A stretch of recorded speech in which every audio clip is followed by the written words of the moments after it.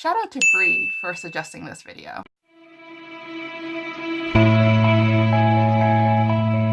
Hi guys, welcome back to the channel. Now today I'm going to be talking about 4 historical romances that I really enjoyed, and I did take a look at my 2019 reading challenge and to see like all the books that I read in 2019, and I think I already talked a lot about the historical romances I read in 2019, and so it's not interesting, you know, it's not anything interesting if I keep repeating the same books that I'm always recommending in all my videos.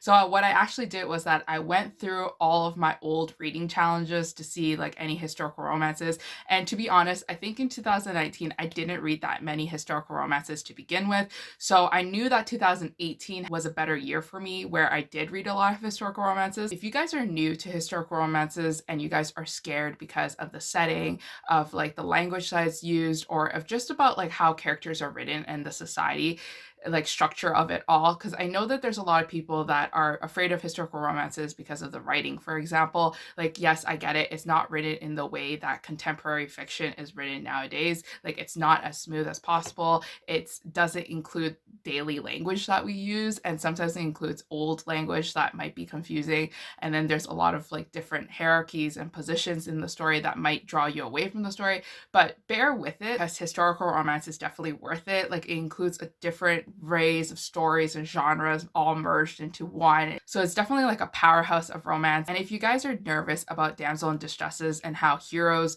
always end up saving the day, depending on when the historical romance is actually published, authors today are really good at making historical romances with strong female characters that include a lot of feminism. Authors like Tessa Dare make characters that are strong and that stand up to society and will not let the male dictate their lives like back in the olden times or back compared to books that were published in the 80s. So please just check out historical romances, because this is a genre that is so fun. Usually historical romances include a lot of adventure, a lot of romance, and the heat factor of like the good scenes, like the dirty scenes, are always like skyrocketed, because like everything is just described so nicely and everything flows. Like, you wouldn't know what I'm talking about unless you give historical romances a try. So hopefully this video convinces you to pick up one historical romance and to give this new genre a try for 2020. The first historical romance that I would recommend to you is Guarding a Notorious Lady by Olivia Parker. Now, this book follows a girl named Rosaline, and Rosaline is a troublemaker. She loves snooping around. She loves the juicy gossip. She loves going into people's business and meddling and making her way into these relationships just so that she could make them go the way that she wants to. So she's basically kind of like a matchmaker in a way. But her brother, her older brother, is having none of it. She's causing a lot of trouble. People are talking about her now. People are gossiping and people are being afraid of her. Obviously won't marry if she always focuses on other people's relationships. So her brother asks Marquess of Winterhorn to look over his little sister, and his name is actually Nicholas. Now, Nicholas doesn't even know why he agreed to this like agreement, because he just thinks that Rosaline is just so annoying because she's always causing trouble. She always hurts herself because she always puts herself into these weird situations, and he's just basically chasing after her the entire time, making sure that she's not snooping around and causing more trouble than she already is. And what I remember from the story is that the heat factor was just smoking. It was very cute. It was very fluffy. And if you guys are into the relationship where there is an older gentleman who is a very serious type, who's no nonsense, who doesn't really know what joy is anymore, he doesn't laugh, and you're interested in that other dynamic relationship with the girl being like the fun, the comedic person, the one that shows him like how to have fun again and to not take everything seriously, then I really do suggest you to read this book, and I think you'll really like this one. So the next book that I want to talk about is also an author that I just talked about recently. It's Tessa Dare. Tessa Dare is basically one of the new queens of historical romances that I found recently. I knew Tessa Dare existed and I knew her books existed, but I never gave her a try until 2018 and 2019. I loved her series, and there's not a book that she has written that has failed me, or at least not a lot of books that she has written that has failed me. One of them failed me, so like we're not going to talk about it. But the book that I do recommend you to read is Romancing the Duke by Tessa Princess Adair. And this is actually the first book in her series, Castles Ever After. Our main character, Izzy, lives off the fame and fortune of her father's stories. Her father was this famous author, and that's how she grew up to have like all this wealth and all this riches. But when he passes, she's kind of left by herself and she has to determine what she has to do.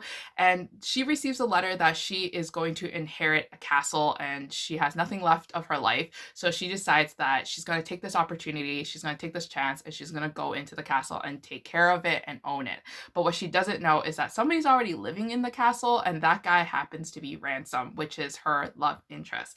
Now, Ransom is a wounded hero. Like, he's been blinded in a fight, but he's kind of blinded but kind of not blinded. Like, he can still kind of see but not really see. So he is living in this very dark world where he doesn't believe in love, he doesn't believe in happiness anymore because his fiance saw him being scarred and blinded. She's like, I can't live this life with you. So she runs away and he grows really depressed. And through the situation where Izzy is staying in the castle with Ransom, they grow a mutual friendship and a bond, and they obviously start liking each other. And Izzy does a great job at like bringing Ransom's self-confidence up and also like helping him go through like the motions of getting over his scars and his pain. And it's just a beautiful love story, and I highly recommend you to read this one. It's very fluffy and very cute as well. So moving on to the next recommendation I have for you, it's actually from another queen called Elizabeth Hoyt. And Elizabeth Hoyt wrote a lot of romances for Avon, but now she has like this whole series going on with